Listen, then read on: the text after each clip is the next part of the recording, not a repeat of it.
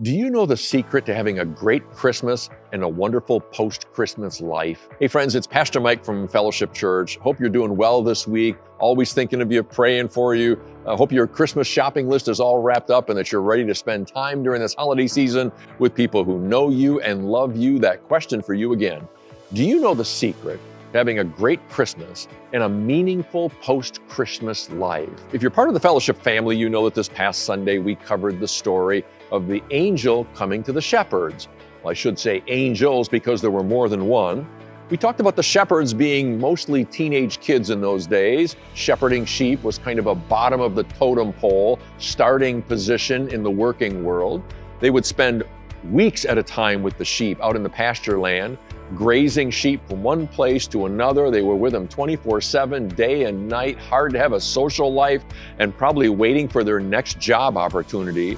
When in the middle of the night of all times, this angel appears to them in all of its glory and gives them a message. And after the angel's done speaking, the teenage kids see the heavenly host appear and all of these angels singing, thunderous sound, and all of the angels are in perfect pitch.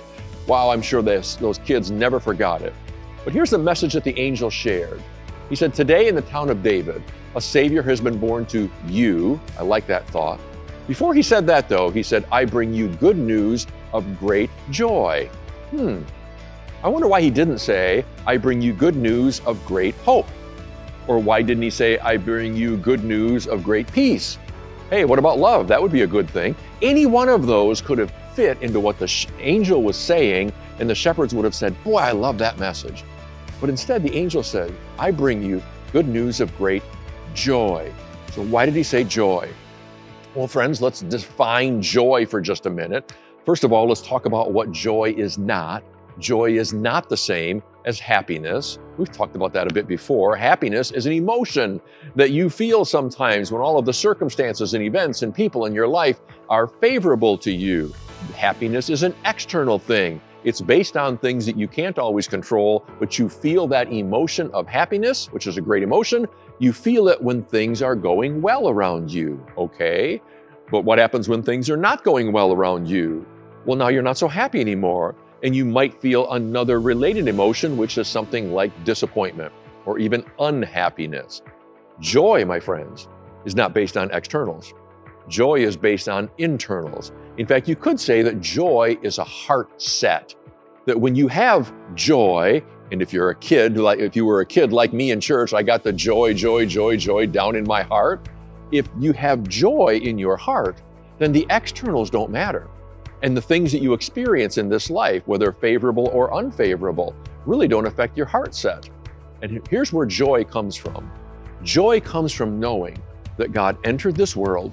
He changed this world once and for all. He changed the meaning of life, and now he gives you hope towards what God is ultimately doing in this world and in your life as well. That's joy. Joy comes from knowing that God sent Jesus into this world. God broke into this world and changed the world forever, for all time, by sending his son, Jesus Christ, to be Emmanuel incarnate. That's joy. So when the angel said, "Today I bring you good news of great joy," he was saying, guys, your life will never be the same, because I'm going to tell you about what God has been doing. It'll change your heart set, and regardless of the circumstances of life, you'll never see life the same way again. Friends, that's what happens when you have joy. When you have joy in your heart, the joy that comes from Jesus, the circumstances and events aren't important anymore, because none of those can change the joy that Jesus places in our heart. I hope you have that joy this holiday season, because believe me, it's not only the secret to having a great Christmas season, it's the secret to having a meaningful life. Friends, hope you're having a great week. Hope you're staying warm. Hope you're taking good care of yourselves. Stay safe. Know that we love you and pray for you all the time. Take care. God bless. Bye-bye.